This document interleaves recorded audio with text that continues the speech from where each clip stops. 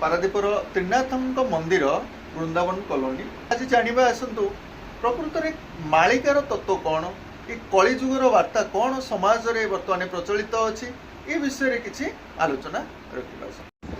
त्रिदेव त्रिनाथ आम संस्कृतिर आम अनेक सोशल मीडिया रे देखुछु जे कलिर अंत होबाकू जाउछि, कलिजुग शेष हो युद्ध है एमती भिन्नता लोकमत हिसाब से आसूँ। आज्ञा प्रकृत मालिका तो आम पाइना सठिक जापना ये विषय टी तथ्य रखिए।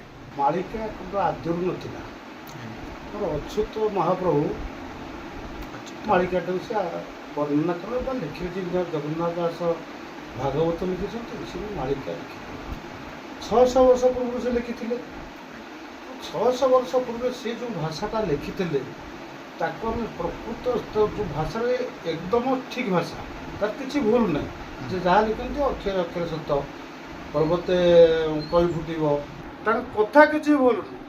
तो आम तो वर्णना न करी गोटे चिंता करूँ 100 वर्ष तले जो पैसा था जो पैसा आम बापा जहाँ करुले से पैसा आम अणी देणी पाहुल आम चिन्ह पारा ना आम पिला चिन्ह पारे ना। से जो 600 वर्ष जो भाषाटा से लिखी मैंने से भाषार केते जन वर्णना कर भाया जो भक्त हो भगवान जहाँ दया थी ज्ञान थी ज्ञानटा कौटू आसेनी कहीं शिखे दिखती भगवान को दया जहाँ हृदय ज्ञानटा उदय कहते तो अच्युतर ठार बोली से लिखी ठार मध्यम बहुत किसी हाड़ियार गार अच्युतर ठार ठार लिखी लिखी जाती सब वर्णना आम अनेक प्रकार भूल बाट कथा लोक बुझे सठिक कथाटा आम कही पारना समस्ते कहते कहू आम गुरु को मना कि कहू पुणी गुरु को मना कर लोक समाज भगवान तो क्या माने कम रखते छोट कौन बड़ कौन समस्त को गीतार अर्जुन को बुझे सर्वप्राणी मुक्त हाँपाई तुम पुणी गुरु मना कौन। तो अनेक लोक ये हूँ गर्वर कहानी भगवान गर्व को सहती कि अच्युत वाक्य असत्य नुह एमानकर सब वाक्य विभिन्न प्रकार डरियापाई आज्ञा अच्युत लिखी ना भगवान को सदृश सी कहीं डरियापाई मालिकाटा से कर मानवर उद्धार बाटपाई 600 वर्ष पूर्व से कही जाते गोटे कहानी बाहर सब अन्य पुरुष थे मुख भाषा जहाँ बाहर था सत्य होता भाषाटा को आम कहीं वर्णना कर जहाँ को जो गोटे मन भरला रोजगार बाट करने सी से बाट लोक गोटे विभूति संवादना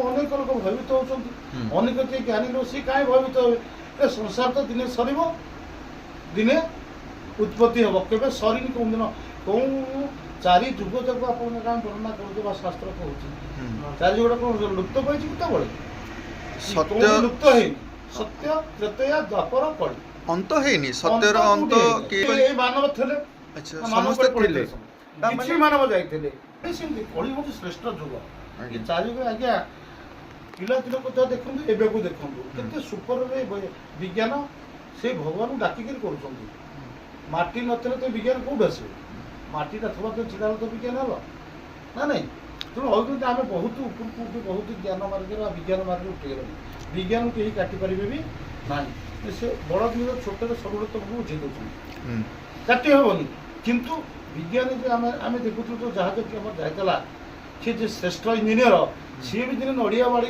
प्रभु को चलो मुझे जानी इच्छा जनकर ता इच्छा सब चली ना नहीं नहीं ता इच्छा जो एबे आपण ऊपर को हाथ रखिले तो भगवान कोठी अछंती आज्ञा एतरा बरबिली बुझे देले जहांगीर की ऊपर अछंती भगवान को सब सब जगह रे परिपूर्ण कोठी नहातिर आपण विश्वास रे भगवान वास करंती ना आपण पाखरे अछंती काठ पाषाण तरु लता सबुठी भगवान प्रकृति ही देवता सब जगह रे भगवान अच्छे आम भगवान को भगवान कौन ना हम जोड़ी बोचे एठी भगवान अच्छे जदि पचारंती से माने समस्त ऊपर को ही हाथ देखांती आज्ञा समस्त ऊपर को ही हाथ दे कहीं के तळ को हाथ देखैछंती कि ना आज्ञा सब जगह अछंती हां ताको तुम निजु को निजे देखि पारे द्वितीय जण केही देखिला वाला ई कली जुग रे नांती ସେ ସତ୍ୟ ଉପରେ ଥିଲେ, ଜ୍ଞାନୀ ଥିଲେ, ବାକ୍ ସତ୍ୟ ଥିଲା, ଭଗବାନ ଡାକୁଥିଲେ, ସାଙ୍ଗେ ସାଙ୍ଗେ ଭଗବାନ ତାଙ୍କର ଆବିର୍ଭାବ ହେଇଯାଇଥିଲେ।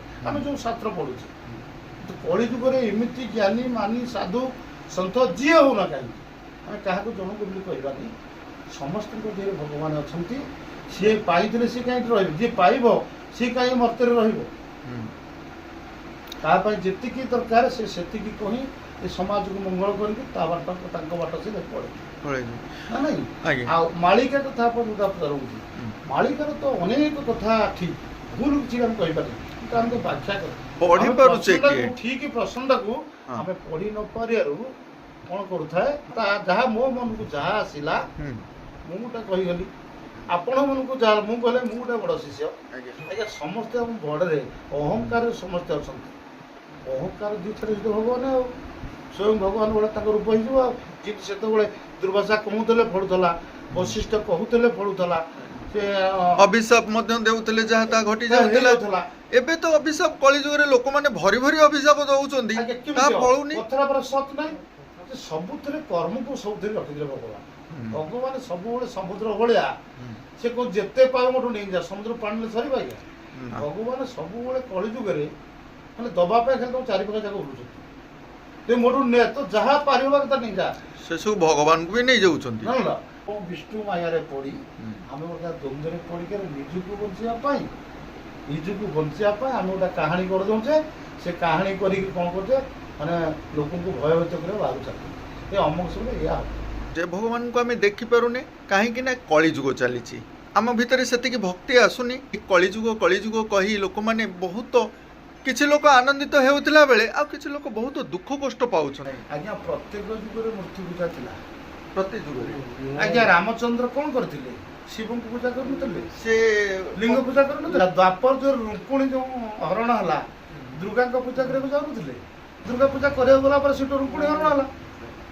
ଯୁଗେ ମୂର୍ତ୍ତି ପୂଜା ଅଛି, ଖାଲି କଳି ଯୁଗରେ ବି ନାହିଁ। କିନ୍ତୁ ସେ ଯୁଗରେ ସତ୍ୟ ଥିଲା, ସାଙ୍ଗେ ସାଙ୍ଗେ ଭଗବାନଙ୍କ ରୂପ ସେ ଦେଖି ପାରୁଥିଲେ। କଳି ଯୁଗରେ ଆମେ ସେତ କଣ ଏ ଯୋଉ ଅଭିଶାପ ଦେଇକିରି ନର ଲୋକ ନିରୀହ ଲୋକଙ୍କୁ ସବୁ ନଷ୍ଟ କଲେ। ଭଗବାନ କହିଲେ ଏମିତି ହେଇପାରେ, ମୁଁ ତ କଳି ଯୁଗରେ ବୌଦ୍ଧ ଅବତାର ହେବି, ବା ଜଗନ୍ନାଥ ରୂପରେ ବସିବିନି, ବଡ ବଡ ଆଖି କରିକିରି, ହାତ ନାହିଁ ଗୋଡ ନାହିଁ, ପୁରା ଦେଖିବି ସମସ୍ତଙ୍କୁ, ତାହେଲେ ମୋ ଭକ୍ତ ଉଦ୍ଧାର ହେବେ କେମିତି? କିନ୍ତୁ ଯାହାକୁ ଯାହା କଳି ଯୁଗରେ କେହି କାହାକୁ ଛାଡିବେନି, ତାକେ ବୁଢା ସମସ୍ତେ ହେବେ। ତେଣୁ ଆଙ୍କଠୁ ମଣିଟାକୁ ହରଣ କରିକି ଦେବେ। କାହା ଅଭିଶାପରେ କେହି, ତେଣୁ ଲେଖିଦେଲେ କର୍ମ ତମ ଗାଣ୍ଠିରେ ଯାହା କରିବ ତାହା ହିଁ ପାଇବ। ଏଇ କଥାରେ ମଧ୍ୟ ଆଉ ଏକ ପ୍ରଶ୍ନ ଆସୁଛି ଆଜ୍ଞା, ବୌଦ୍ଧ ରୂପେ ବସିଛନ୍ତି ସ୍ୱୟଂ ପ୍ରଭୁ ଜଗନ୍ନାଥ, ଏଇ କଥା ସତ୍ୟ, କିନ୍ତୁ ନବମ ଅବତାରରେ ଗୌତମ ବୁଦ୍ଧଙ୍କୁ ରଖି ଦଉଛନ୍ତି ଆଜ୍ଞା। ଆମର ପ୍ରତ୍ୟେକ ମନ୍ଦିର, ଜଗନ୍ନାଥଙ୍କ ମନ୍ଦିରକୁ ଆମେ ଗଲେ ପ୍ରତ୍ୟେକ ମନ୍ଦିରରେ ଦେଖୁଛୁ ନବମ ଅବତାରରେ ଗୌତମ ବୁଦ୍ଧ ରହିଛନ୍ତି, ସ୍ଥାନ ପାଇଛନ୍ତି। ସେଠି ଯଦି କିଛି ପ୍ରଶ୍ନ ଆଣୁଛୁ କେହି କହିବାକୁ ଚାହୁଁନାହାନ୍ତି। ଇଏ ବଡ ବିଚିତ୍ର କଥା। ଆପଣ ଏଠି ରଖିଲେ ପ୍ରକୃତ ବୌଦ୍ଧ ରୂପ ରହିଛନ୍ତି, ଯାହାକୁ ବୌଦ୍ଧ କୁହାଯାଏ, କିନ୍ତୁ ଗୌତମ ବୁଦ୍ଧଙ୍କୁ ସେମାନେ ରଖିଛନ୍ତି। ଏ ବିଷୟରେ ଟିକେ ବିବୃତ୍ତି ଦେବେ ଆଜ୍ଞା। ଆଜ୍ଞା ଇଏ ହଉଛି ଆମର ନିଜ କାହାଣୀ ଆଜ୍ଞା। ଦେଶକ ବାଙ୍କ ନଈକେ ଫାଙ୍କ ନା କଣ, ମୁଁ ସାଧୁ 60,000 ସାଧୁ ହେଇଗଲେ, 7 ଜଣ ହଉଥିବ 60,000 ସାଧୁ ସେତେବେଳେ ସତ୍ୟ ଯୁଗରେ ହେଇଗଲେ। ଯିଏ ଯୋଉ ପ୍ରକାର ଚାଲିଲା ତାକୁ ସେଇ ବାଟ ତା ଶିଷ୍ୟ ମାନଙ୍କୁ ଶିଖେଇଲା। ଆଜ୍ଞା ଧର୍ମ ଗୋଟାଏ ନା 5ଟା, ସେ ଯୋଉ ଯୁଗ ହଉ, କିନ୍ତୁ ଆମେ କଣ ଏଠି 50 ପ୍ରକାର ଧର୍ମ କଲେ। ସିଏ ବସିଛନ୍ତି, ତାଙ୍କ ମନକୁ ଯାହା ଆଇଛି ନା କଣ, ସିଏ ତାଙ୍କୁ ଗୋଟେ ମୂର୍ତ୍ତି କରିଦେଲେ, ଠାକୁର କରିଦେଲେ। ଆମେ କହିବା ଅମୁକ ଜଗନ୍ନାଥ ଯା, ରାମ ବି ସେଇଆ, ଦାମା ବି ସେଇଆ, ଆମେ ସମସ୍ତ ମୂର୍ତ୍ତି ପୂଜା କରିବା। ଆମେ କହିବା ବିଜୁ ବାବୁ ବି ସେଇଆ।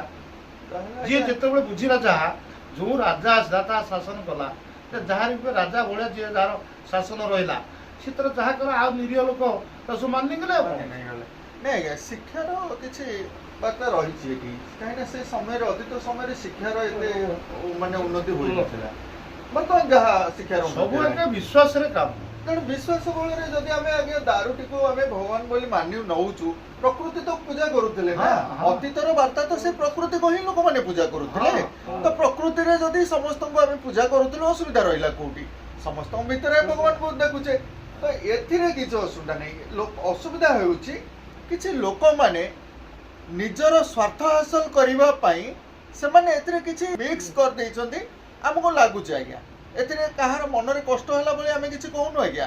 जदि कहार मन रे किछि कष्ट आसुछि सेति पई आमे दुखित आज्ञा गोटे कथा विचार करंतु तने हमर गोटे धर्मर लोक माने सब भाग भाग होई गलेनी ए समय कली जुगे नुहे तो आउ कोन आज्ञा 600 वर्ष तले जदि अच्युत ठार रे ताहा वर्णित अछि तो विचार करंतु आज्ञा वर्तमान यह किपरि रूप नेबाकू जाउछि आगु तो आसंतु समस्ते मिलिमिशि पाठ पढ़िबा भल बाट को जीवा सत्य कहवा शांति रे जीवन यापन करने को चेष्टा करवा आज्ञा आपण थोड़े चिंता करंतु एठी को भक्त माने आपन निकट को आसुचंदी से माने केते शांति रे अछंदी ए विषय केबे चिंता करचंदी आपण